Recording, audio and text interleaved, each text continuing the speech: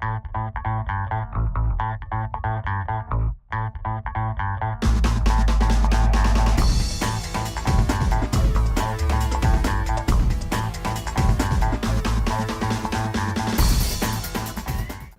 I'm Anthony Carlo standing alongside Ian Sachs after the Giants' 34-26 loss to the Philadelphia Eagles. Ian, despite the loss, the Giants do have a lot of positives to look at this season. One of those positives, Odell Beckham Jr. One heck of a rookie season. He tied a 1995 record set by Michael Irvin of 9 straight games with 90 or more yards receiving. He also tied a team record of most rookie touchdowns set in 1943 by Bill Pascal.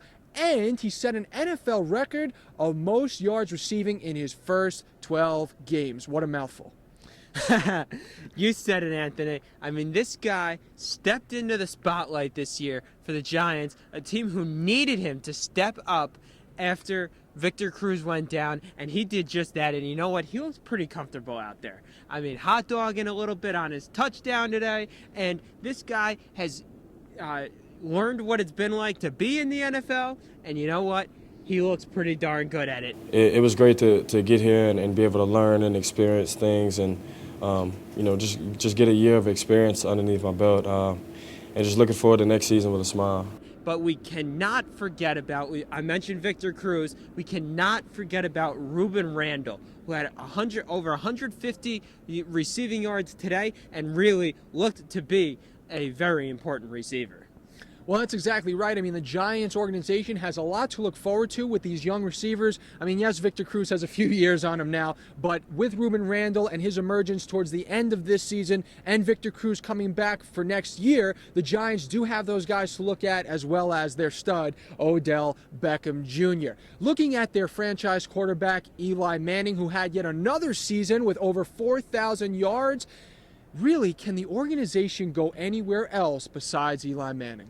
No, I mean, when the chips are down, there are a select few quarterbacks that you really want to have the ball in their hands, and Eli Manning is one of them.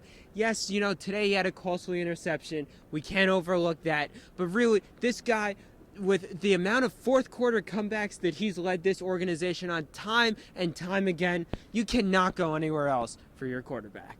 Eli Manning definitely has a flair for the dramatic, leading this team to 2 Super Bowl championships.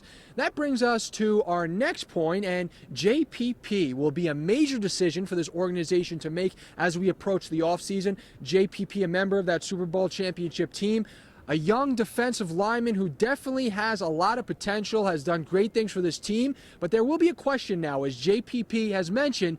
Yes, I want to be a Giant, but I am worth a lot of money. Will the team make that decision to hold on to their young defensive lineman? I think you absolutely have to. JPP is the anchor in that defensive line. And without him, you look back at those 2 championship-winning teams. We'll go right back. JPP was on the last one, and you've got Michael Strahan on the first one. You've got Osi Umenyiora, Matthias Kiwanuka. You need a solid defensive lineman, and JPP is this team's solid defensive lineman. You mentioned the leadership, and JPP, he is a leader on this team, so if the team plans on bringing this defense together, which, Ian, I mean, today, it looked to be the downfall was the defense. I mean, giving up all those points to the Eagles, they must rely on a leader on that defensive side, and, Antrell Rolle cannot be that only leader. They need somebody up front to be a leader as well. No, and just, you mentioned it, the defense was the downfall. The Giants take the opening drive, score 7 points. You think, wow, okay, they can put it together. The Eagles march right down the field, 3 plays, tie game, right back. You need a solid defense, and it starts with JPP. Well, Ian, that brings us to our final point on Tom Coughlin. We spoke to some fans before the game to get the pulse of what the fans are thinking. Does Tom stay? Does Tom go? Most of the people we spoke to, they wanted Tom to stay. Absolutely, he's got to stay. All things considered, I think he deserves to stay. I think he should definitely stay. Keep him. They must be going by that philosophy of he'll win you a Super Bowl every 4 years, because that has been his track record since being here with the Giants. But when you look at it realistically, there are people out there who are advocating for a change here. There are people that have a lot of rumors going about whether Ben McAdoo may be moved up to that head coaching position. There's a lot of crazy rumors going around. But when we get down to it, the main thing is, does Tom deserve to stay or does he deserve to go? Absolutely, 100%. Entering the 2011 season, there were rumors swirling about Tom Coughlin. He should get fired. You know what he does? He goes out, he gets the team to 9-7, but you know what? They make the playoffs, which is the important thing. Just give him a chance. And that's exactly what they did.